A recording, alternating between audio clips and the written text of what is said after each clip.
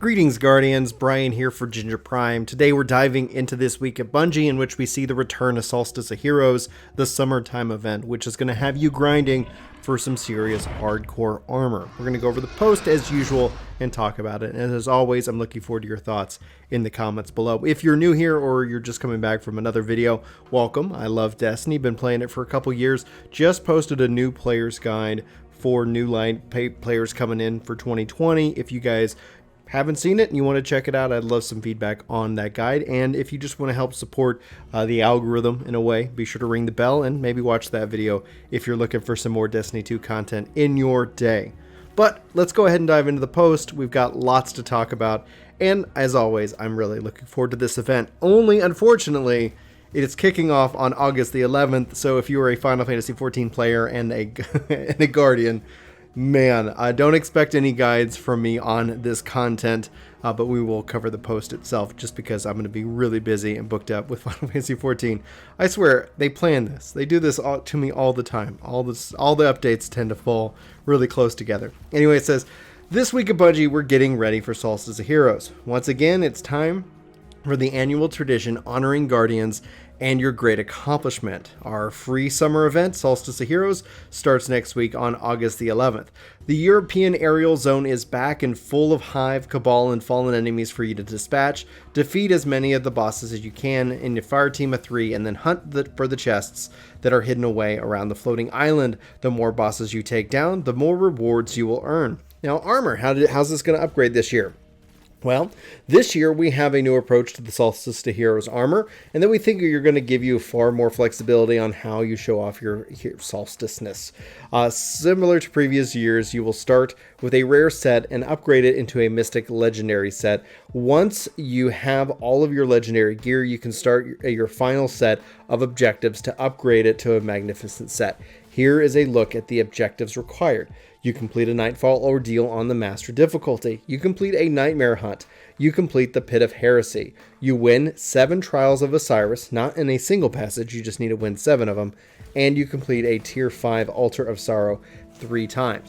Completing these objectives will unlock a white glow to your armor. You need to upgrade your armor to Majestic during Solstice of Heroes, but you can continue to complete these objectives after the event ends. You can continue to earn more randomly rolled pieces for your Magnificent set in the EAZ. Earning the Majestic Light or Legendary set, it will unlock the option to purchase a Universal Ornament set from the Eververse to either Silver or Bright Dust. I'm really happy they're letting us use Bright Dust here. The ornament will change the glow to match your elemental subclass's color. Unlike last year, you won't need to purchase individual color glows. Each class set will be able to display 3 different elemental glows that will match whatever subclass you have equipped at the time. Since the elemental glow sets are universal ornaments, you'll be able to apply them to any Armor 2.0 pieces instead of only being able to apply them to your Solstice armor like before. Really loving that fact. As a bonus, all elemental universal ornaments will also support a 4th glow for players who equip the Stasis subclass when Beyond Light releases this fall. Fantastic. One of our goals with the Solstice of Heroes armor was to improve the experience of earning over previous years. There won't be many major armor upgrades or updates, so once you earn your Majestic set, you'll be relevant up until next year's event. The Elemental Glow is being made into a Universal Ornament, will ensure that you can use them on any of your high stat armor going forward. Glows can't be toggled on or off for universal ornaments, and that is why this year's glows are always on, as they are built into the universal ornaments. The white glow on the legendary Magnificent set are also always on, so that once you complete the challenge for the corresponding piece, both the white glow and the elemental glows will increase in their intensity depending on how much super energy you have at the time. Now for Eververse, the Eververse store will also have some shiny new things available. Every new Solstice of Heroes item will be available for both Silver and Bright Dust, and at the same time during the event, with the exception of the Iron Severance finisher. Here are a quick look at some of the different wares. So you can see some different ghosts. Ghost of the Cowboy hat. Looks like a nice little tennis hat right there. You got some different speeders here as well. So that's really cool to see. And looking at a sunshade and I guess, I don't know, powering up. Really, really happy to see that. For more information on the event, they do have the Solstice of Heroes page. You can go check it out on Bungie.net. They've also released a Lo-Fi Beats collection, which you're probably listening here as I am making this video. The Bungie music team has released a remix of Lo-Fi Destiny 2 track to perfect the unwinding after the adrenaline-pumping Crucible matches or stressful flawless dungeon finish. Put on some headphones and kick back with your feet up in these smoothing jams. The end is beginning is the end. Our player support team is here to help, and we're tracking issues and making sure that you have more information on it. And this is the report. So in hotfix 2.9.1.2, we have resolved issues where some players said they couldn't complete their means to an end quest, nor the Prismatic Recaster weekly challenge. To resolve the issue, the quest will now be deleted from the player inventory at each week's weekly reset. If a player is trying to hold on to their Pinnacle engram from the Prismatic Recaster or the past weekly reset, it will be lost, and players will need to complete the new quest to obtain another engram.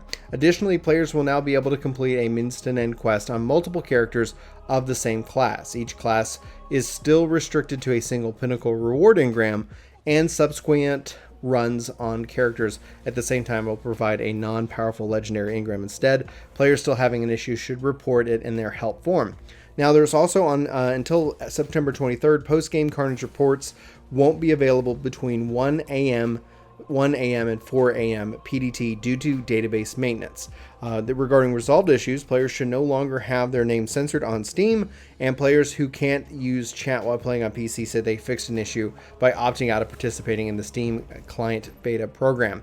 And then there are various known issues regarding the corrupted Nightfall, has inconsistent respawn locations, causing players to spawn out of bounds.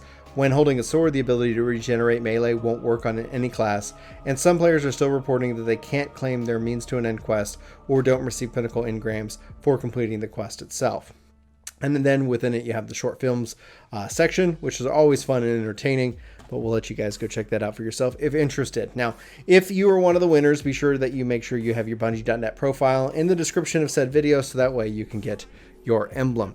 Hope you're having a good week in the Iron Banner and finish up your bounties and claim your pinnacles before the reset. Then it's off to the EAZ to level up a fresh new set of Solstice armors. We'll see you out there. Thank you very much, Cosmo. Guys, hopefully you're as excited as I am, and at the same time slightly disappointed in just the timing of this event along with the 5.3 update. The nice thing is that this at least gives me plenty of time to finish up Solstice events and more. For me, I think Thursdays is just becoming a great Destiny day. And all that's being said, I hope you've enjoyed this video, and I would love to know your thoughts in the comments below. Again, if you guys don't mind, check out the guides, check out the playlist for Destiny, or check out the podcast channel over on Ginger Gaming Radio. Love you faces. Hopefully you're having a great day. Hopefully you have a great weekend, and I'll see you out there. Take care.